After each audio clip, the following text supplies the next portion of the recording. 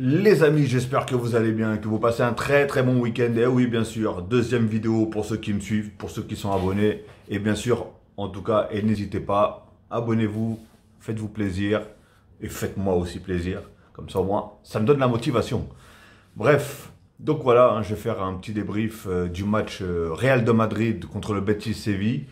Match pas mal, beaucoup d'engagement, beaucoup d'occasions, des buts, 3 buts. Le Real de Madrid l'a emporté 2-1. Mais encore une fois, ça me chagrine. Parce que je pense que le Real de Madrid n'ont pas besoin d'aide arbitrage. Et je trouve que l'arbitre a été nul. Nul. Pas tout le temps, mais c'était abusé. Et le fait que, par exemple, sur une première occasion de Nabil, de, comment il s'appelle, Nabil Fekir, pardon, première occasion où, penalty ou pas, mais au moins, il faut au moins regarder la VAR. Et là, même pas un coup d'œil sur la VAR. C'est abusé parce que quand même, il y a un contact. On peut siffler comme on ne peut pas siffler, mais au moins faire semblant. Si tu veux pas lui donner, il n'y a pas de souci, mais au moins fais semblant. Va voir la VAR, au moins. Parce que là, c'est ni VAR, rien du tout. Après, il y a une faute, pour le Betis Séville de l'autre côté. Il la siffle pas. Donc, il y a une contre-attaque. Il y a une petite faute, du coup, contre le Real de Madrid. Et là, par contre, il la siffle direct. Surtout qu'en plus, il y a faute. Donc, il laisse quand même l'avantage parce que le Real avait la balle. Et une fois que la balle, ils ont perdu la balle, le Real, boum, il re-siffle faute. Non, mais attends, il a complètement pété les plombs, l'arbitre, réellement. Mais après, voilà. Le Real était un petit peu au-dessus quand même, on va dire ce qui est. Mais le Betis Séville, ils n'étaient pas à la traîne. En tout cas, pour moi, ils étaient meilleurs que la saison dernière. La saison dernière, j'avais vu peut-être un ou deux matchs d'eux et franchement, c'était, voilà, à part, on va dire, Nabil Fekir ou peut-être un autre, voilà, c'était pas foufou. Alors, je sais pas, moi, je suis pas personnellement le Betis Séville, je sais pas s'ils ont changé de coach, je sais pas s'ils ont changé des joueurs, je sais pas du tout. Mais en tout cas, cette année, ça a l'air de mieux tourner. Et en plus, j'avais entendu que le Betis Séville n'avait pas perdu depuis 5 matchs en déplacement. Au Real Madrid, hein, tout simplement, au stade Bernabéu. Donc voilà, bon voilà, hein. Là ils ont, là, ils ont tout simplement perdu. Mais deux bons gardiens encore aujourd'hui, hein. Franchement, j'ai l'impression que c'est la journée des gardiens, hein. Parce que le match précédent que j'ai d'ailleurs débriefé, Everton contre... Everton contre je sais plus qui. Liverpool, pardon. Et les deux gardiens ont fait un match exceptionnel et aujourd'hui, et enfin... Là, pour le Real et Betis, pareil. Franchement, le pire, c'était l'arrêt du gardien sur la tête de Tchouaméni.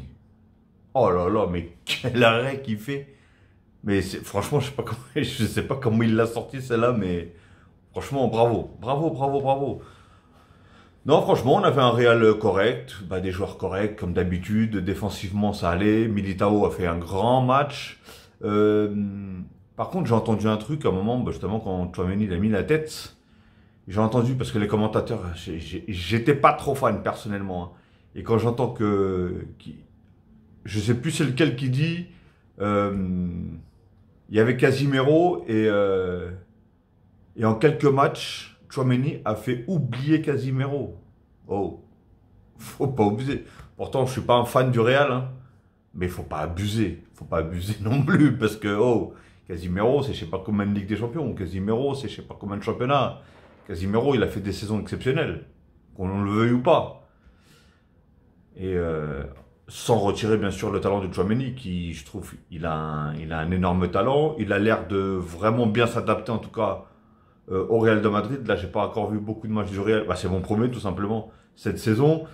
Par contre, il y en a un, lui je l'ai trouvé bon, il était dans son élément et tout. Et un qui était un peu, c'était un peu mitigé, c'était Camavinga. Camavinga, je l'ai trouvé bon sur certains trucs, mais sur les contrôles, il a peut-être fait un bon contrôle de tout le match. C'était exceptionnel parce que en fait, lui, sa spécialité, c'est les contrôles, passe, dribble, taf. Et là, les contrôles, il n'y arrivait pas du tout.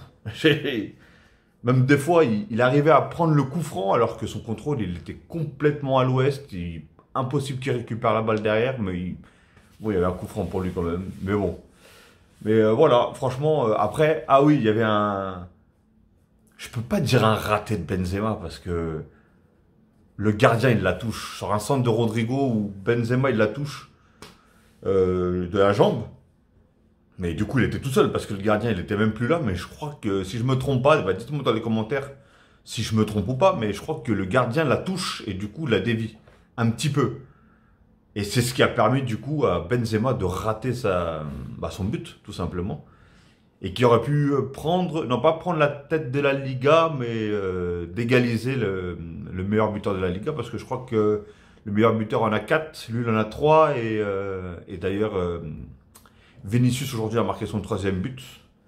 Un très très joli but avec une très très belle passe de Ferland Mendy, si je ne me trompe pas. Ferland Mendy. Et non, Royal. Franchement, très beau but. Bonne vitesse. Il a mis une tempête aux défenseurs, tout simplement. Faut dire ce qui est.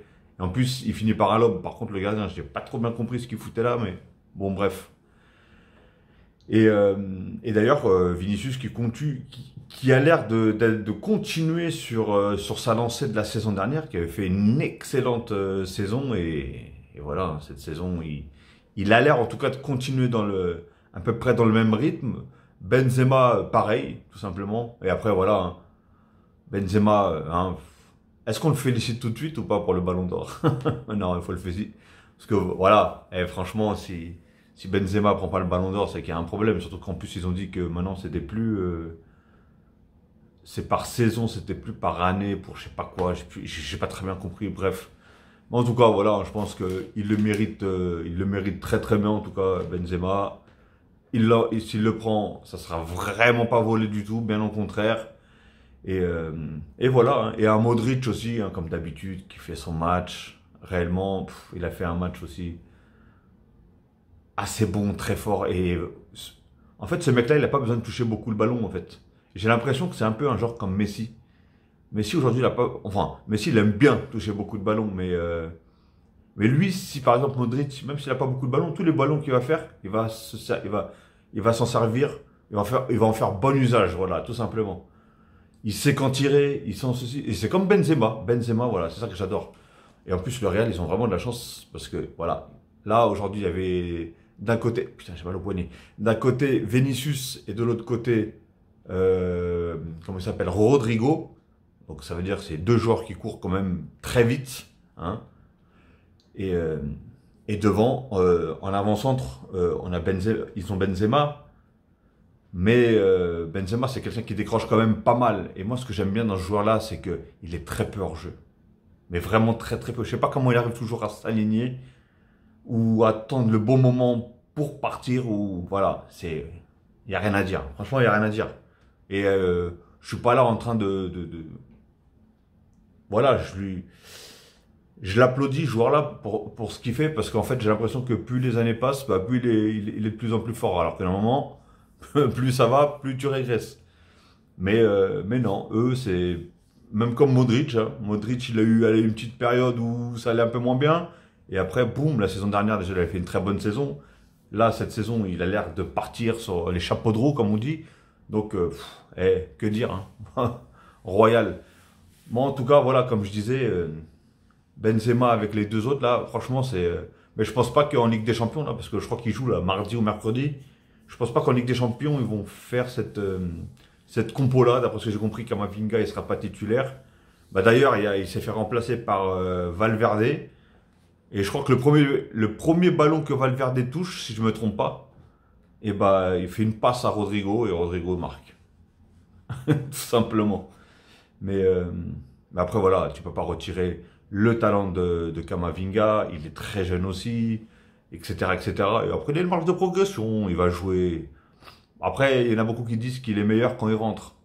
Donc à voir, hein. Mais Valverde, oui, c'est un très très bon joueur avec, comment dire, avec